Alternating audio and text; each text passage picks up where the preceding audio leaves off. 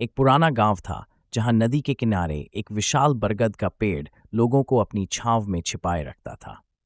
वहां रहते थे बाबा शांतिदास, लंबी सफेद दाढ़ी, भगवा चोला पहने और हाथ में एक मोटी किताब जिसे वो हमेशा छिपा कर रखते थे। गांव वाले उन्हें संत मानते थे, लेकिन कुछ लोग कानाफूसी करते, इस साधु में कुछ तो गड़बड़ है। उसी गांव में थी राधा, एक विधवा जिसकी खूबसूरती ऐसी कि चांद भी शर्मा जाए। उसके पति की मौत को 3 साल हो चुके थे और लोग कहते थे कि उसकी किस्मत में सिर्फ अकेलापन लिखा है। लेकिन राधा के दिल में एक आग सुलग रही थी जो बाहर नहीं दिखती थी। एक सुबह जब कोहरा नदी पर छाया हुआ था, राधा पानी भरने गई। उसका घड़ा फिसला और बाबा के पास जा गिरा, जो ध्यान में बैठे थे।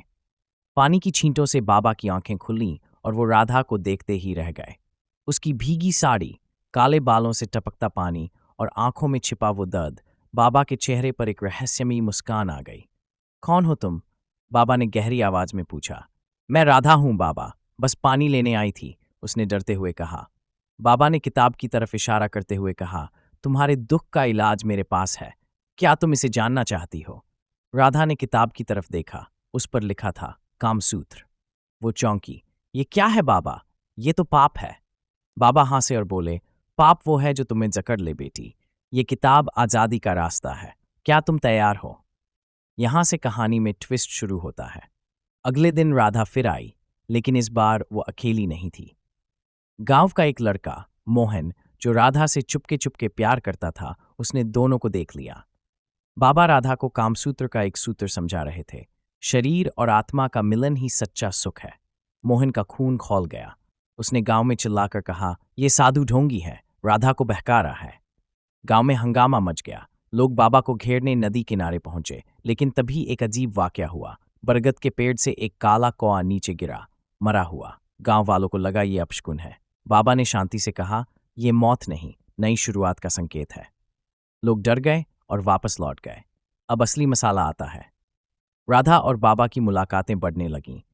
एक रात जब चांद पूरा था, बाबा ने राधा को नदी किनारे एक गुफा में बुलाया। वहां एक पुरानी मूर्ति थी, एक नाचती हुई अप्सरा की, जिसके हाथ में वही कामसूत्र की किताब थी।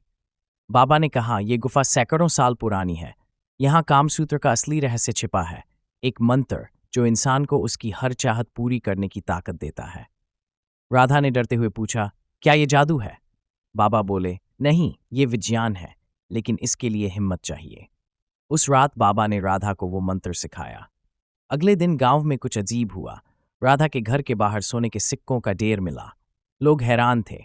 किसी ने कहा, ये साधु का चमत्कार है, तो किसी ने कहा, ये विधवा डायन है। मोहन ने फिर हंगामा खड़ा किया। उसने गांव वालों को भड़काकर बाबा और राधा को गुफा में घेर लिया। लेकिन जैसे ही लोग गुफा में घुसे, एक तेज रोशनी फैली और सब बेहोश हो गए। जब आंखें खुलीं तो बाबा और राधा गायब थे। गुफा में बस वो अप्सरा की मूर्ति थी जो अब मुस्कुरा रही थी। कहानी का अंत रहस्यमयी रहा। कुछ कहते हैं कि बाबा और राधा उस मंत्र की शक्ति से कहीं और चले गए। कुछ का मानना है कि वो गुफा में ही छिपे हैं। और गांव में आज भी लोग उस नदी किनारे जाने से डरते हैं, क्योंकि वहां रात को किसी के हंसने की आवाज आती है।